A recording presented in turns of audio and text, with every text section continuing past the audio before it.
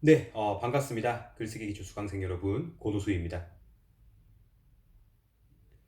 2021학년도 2학기 글쓰기 기초 10주차 수업입니다. 벌써 10주차네요. 우리 지난 시간에 설득의 대상을 설정했고 그에 따른 주제를 설정했습니다. 오늘은 여러분들의 글에 활용할 적절한 근거가 될 글을 풍부하게 할 자료들을 찾아보겠습니다. 10주차 설득적 글쓰기 실습 두 번째 자료 찾기와 내용 생성하기 본격적으로 시작하겠습니다. 여러분들이 설정한 대상과 관련해서 객관적인 자료를 수집하고 검토해야 하는데요.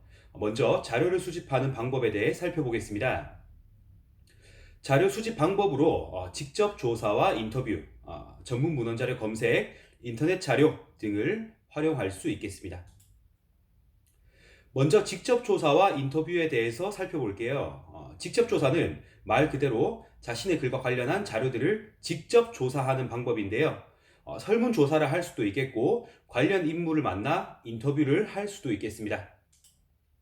하지만 시간적 한계라거나 공간적 한계로 인해서 직접 조사보다는 전문 문헌자료 검색이 더 용이하게 활용되겠죠. 전문 문헌자료 검색을 살펴보겠습니다.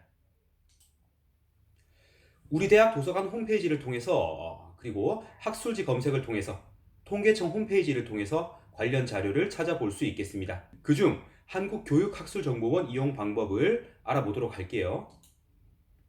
교내 인터넷망을 이용한다면 주소 입력 후 바로 접속할 수 있지만 교외에서 이용할 경우 장파도서관 홈페이지를 통해서 접속해야 이용료가 부과되지 않습니다. 살펴볼게요. 우리 대학 장파도서관 홈페이지에서 로그인을 합니다. 로그인을 한 후 홈페이지 하단에 학술연구정보 서비스 배너가 보이죠? 클릭해서 원하는 자료를 검색합니다. 학위 논문을 검색할 수 있고요. 학술지 논문을 검색할 수 있습니다.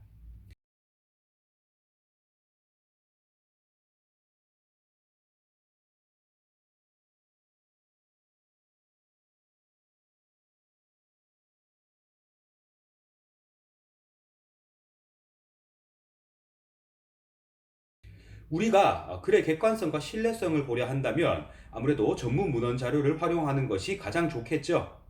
학술정보원의 자료를 적극 활용하길 바랍니다. 인터넷 자료는 접근성이 가장 용이한 방법이죠. 인터넷 기사 혹은 나무 위키, 블로그 등의 정보를 활용할 수 있겠는데요. 주의할 점은 출처가 불분명한 경우도 있고 신뢰성이 문제가 될 수도 있기 때문에 지나치게 의존하지 말아야 한다는 점입니다. 참고해서 아이디어 정도만 얻고 그 아이디어를 전문 문헌 자료를 통해 확장하는 게 바람직합니다. 이러한 자료들은 글의 주제, 성격에 따라 그 방법이나 대상이 다른데요. 인문 분야에서는 주로 사유활동, 행동 양식이나 결과 등에 중점을 두는 자료가 활용되고요. 사회과학 분야에서는 여러 사회 현상이나 어떤 사건에 대한 자료가 쓰입니다. 이공 분야에서는 실험이나 조사, 관찰 결과에 관한 자료가 주로 쓰이고요. 여러분들이 쓰고자 하는 글이 어떤 분야에 속하는지 고민해보고 적절한 자료를 찾아야겠죠. 자료를 수집할 때는 다음과 같은 4가지 기준을 유념하도록 합시다. 첫째, 출처가 분명한 자료여야 합니다.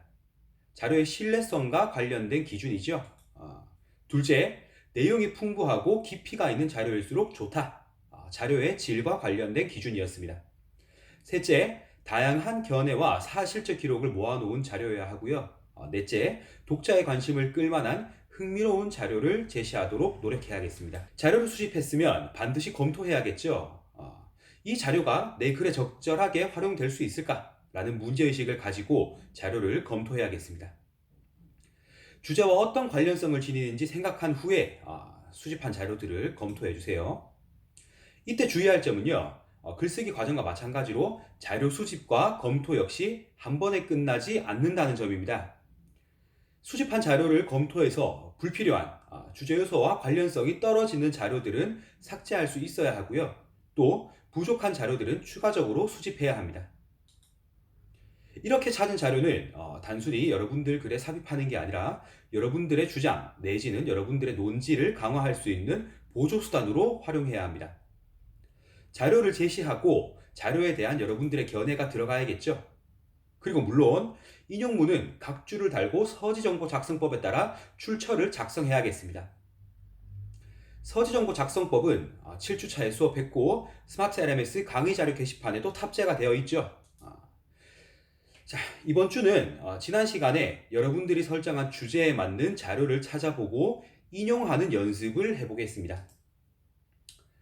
자료를 찾아서 문단으로 인용하는 연습과 간접 인용, 표, 그래프, 그림 활용 연습을 해보겠습니다. 다소 어렵습니다. 그렇지만 이 실습은 추후 여러분들이 설득적 글을 쓸 때 요긴하게 활용될 수 있을 것 같아요. 문단으로 인용하는 경우에는 본문과 인용문 앞뒤로 한 줄씩 띄우고 인용문을 삽입한 후 인용문 말미에 각주를 달아서 서지 정보를 밝혀주면 되겠습니다. 이때 인용문은 뜬금없이 삽입되는 게 아니라 인용문 앞에는 자료를 인용하는 이유를, 인용문 뒤에는 인용한 글에 대한 여러분들의 해석 내지는 견해가 들어가야겠죠. 간접 인용은 인용하고자 하는 내용들을 여러분들의 표현으로 바꾼 후 서술하되 작은 따옴표를 쓴다고 했죠.